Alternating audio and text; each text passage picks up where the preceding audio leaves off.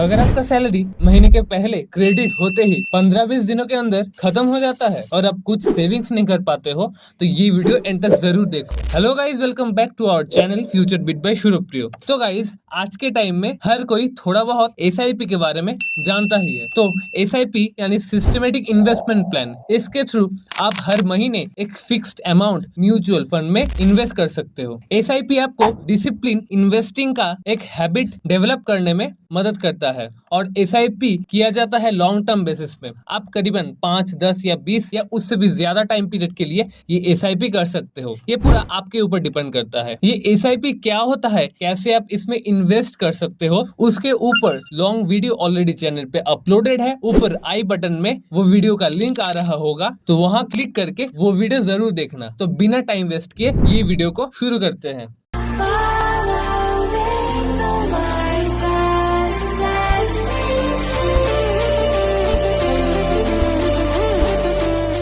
तो गाइस, मान लीजिए आप आपके सैलरी में से 1000 पर मंथ की एक एसआईपी स्टार्ट किए हैं। तो चाहे आपकी सैलरी बढ़े या ना बढ़े, आप हर महीने 1000 ही इन्वेस्ट करेंगे, ये फिक्स्ड है। इसका फायदा यही है कि ये सिंपल होता है और बिगिनर्स के लिए समझना और मैनेज करना बहुत ही आसान हो जाता है। जो ज्यादा रिस्क नहीं लेना चाहता वो आंखें बंद करके ये नॉर्मल एसआईपी कर सकता है। एकदम रिस्क नहीं है ये बोलना गलत होगा। ये पूरा मार्केट के ऊपर डिपेंड करता है कितना रिटर्न आपको मिलेगा। ये तो हो गया नॉर्मल एसआईपी।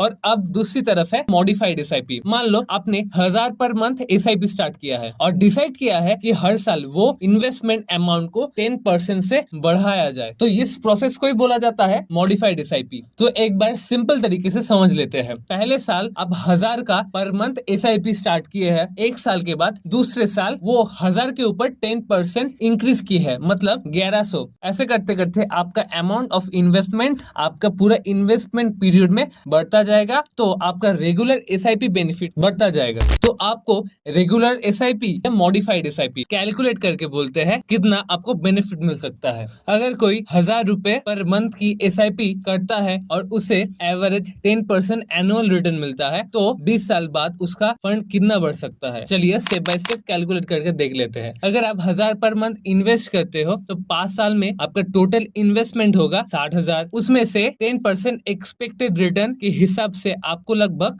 17,172 का प्रॉफिट मिलेगा और आपका फंड का टोटल वैल्यू होगा 77,172।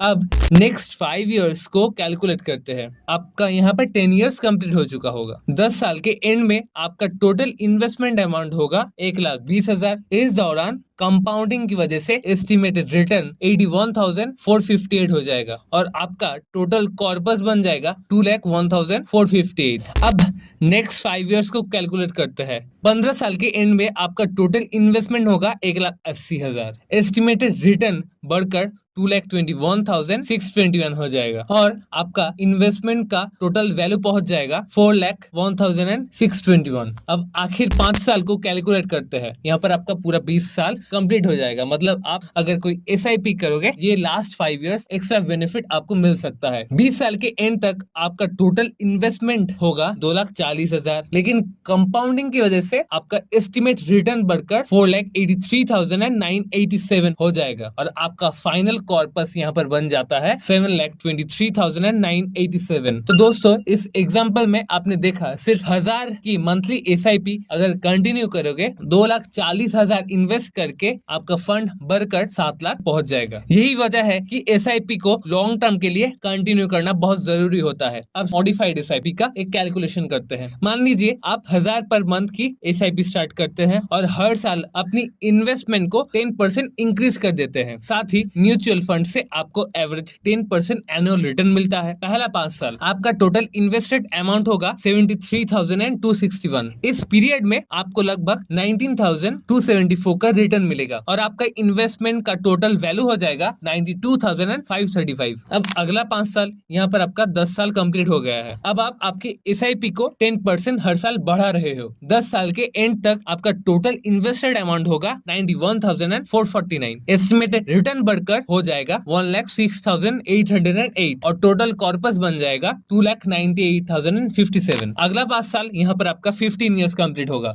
15 साल के एंड तक आपका टोटल इन्वेस्टेड अमाउंट होगा 3,81,270। एस्टिमेटेड रिटर्न होगा 3,38,766 और आपका फंड का टोटल वैल्यू पहुंच जाएगा 7,20,036। 20 साल के एंड तक आपका टोटल इन्वेस्टेड अमाउंट होगा 6,87,300 और यहाँ आपको एस्टिमेटेड रिटर्न मिलेगा 8,58,867 और आपका टोटल यहाँ पर कॉर्पस बन जाएगा 15,46,167। तो दोस्तों इस एग्जाम्पल से आप देख सकते हैं कि सिर्फ 1,000 रुपए मंथली SIP से शुरुआत करते ही और कंसिस्टेंसी से 20 साल आप अगर SIP करते हो और आपका इन्वेस्टमेंट अमाउंट को 10% इंक्रीज करते हो तो 20 साल में आपका 15 लाख से ज्यादा कॉर्पस क्रिएट हो सकता है। यही होता है मॉडिफाइड SIP और कंपाउंडिंग का पावर। तो गाइस ये था SIP और मॉडिफाइड SIP का इन्वेस्टमेंट का डिफरेंस। आपके लिए कौन सा बेटर होगा मैंने इस वीडियो में पूरा समझा दिया है। पूरा आपके ऊपर डिपेंड करता है कि आप कौन सा इन्वेस्टमेंट करोगे। तो आप कौन सा करोगे, नॉर्मल या मॉडिफाइड SIP, वो कमेंट करके जरूर बताना। और